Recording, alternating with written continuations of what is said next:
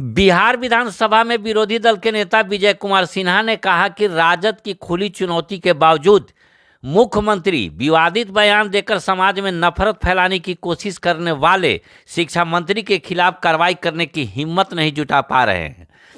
बात बात पे कुलाचे भरने एवं जगने वाले मुख्यमंत्री की अंतरात्मा लगता है राजद की संगत में मर चुकी है। उन्होंने कहा कि कभी अंतरात्मा की आवाज पर मुख्यमंत्री के पद से इस्तीफा देकर जीतन राम मांझी को मुख्यमंत्री बनाने को 2017 में तेजस्वी यादव से बेनामी संपत्ति का ब्यौरा नहीं मिलने पर महागठबंधन से बाहर निकलने वाले मुख्यमंत्री की अंतरात्मा अब मर चुकी है।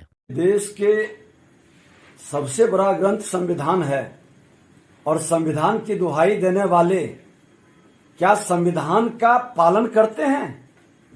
क्या संविधान का पालन करते तो ये भ्रष्टाचार के गोद में अकूत संपत्ति का मालिक कैसे बनते? संविधान का अगर जो इनको ज्ञान रहता तो एक सजायाफ्ता व्यक्ति उनके राष्ट्रीय अध्यक्ष कैसे होते? संविधान का ज्ञान रहता तो एक भ्रष्टाचारी व्यक्ति को अपना आदर्श नहीं बनाते, और संविधान का ज्ञान रहता तो उनके मंत्री इस तरह के वक्तव्य नहीं देते, क्योंकि उसी संविधान के भाग 3 फंडामेंटल राइट मौलिक अधिकार में भगवान राम, मां जानकी और लक्ष्मण जी का चित्र है। और वो संविधान बनाने वाले उस चित्र को वहां इसीलिए लगाए थे कि लोग जब जब मौलिक अधिकार की बात करेगा तो मर्यादा का पालन करेगा। ये मर्यादा का पालन करने वाले लोग नहीं है। ये संविधान के ज्ञाता तो बनते हैं, लेकिन कितना ज्ञान है पूरा बिहार और देश जानता है। इनकी पहचान क्या है? श्रीमान लालू प्रसाद यादव और राबड़ी देवी के पुत्र के अलावे क्या योगदान है समाज में इनका? क्या योगदान है?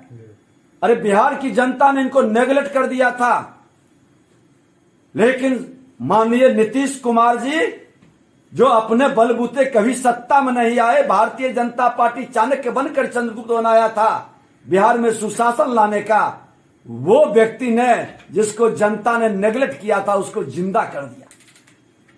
अपने गोद में बैठाकर भ्रष्टाचार को फलने फूलने का अवसर दे दिया।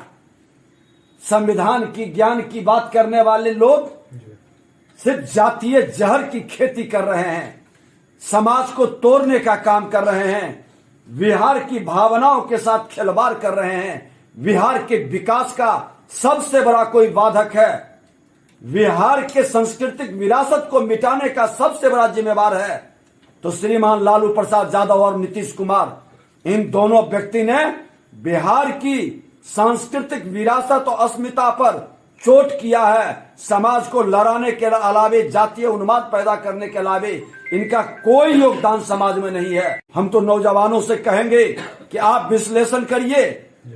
आजादी के अमृत महोत्सव 75 साल अधिकार में लड़ाया इन लोगों ने।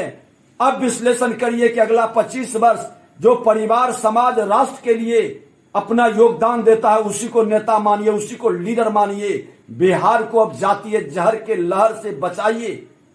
अब तो धार्मिक उन्माद पैदा कर रहा है तुष्टीकरण की राजनीति में। रामायण के नाम पर, रामचरितमानस पर भारतीय जनता पार्टी ने यह विषय नहीं लाया। क्या जरूरत था इसका? क्यों इस तरह का उन्माद पैदा किया है? इसकी सजा आपको मिलेगी। आप जो जंगल राज स्थापित किए थे, जिसको मुख्यमंत्री जनता राज कहते हैं, उसको भी भारतीय जनता पार्टी का हर कार्यकर्ता एक सामाजिक सैनिक के रूप में अपना बलिदान देकर लड़ा था। और आपका गुंडा राज स्थापित करने की भाव को भी भारतीय जनता पार्टी का एक एक कार्यकर्ता सामाजिक सैनिक के रूप में अपना बलिदान देकर लड़ेगा। स्थापित नहीं होने देंगे आपके गुंडा राज को।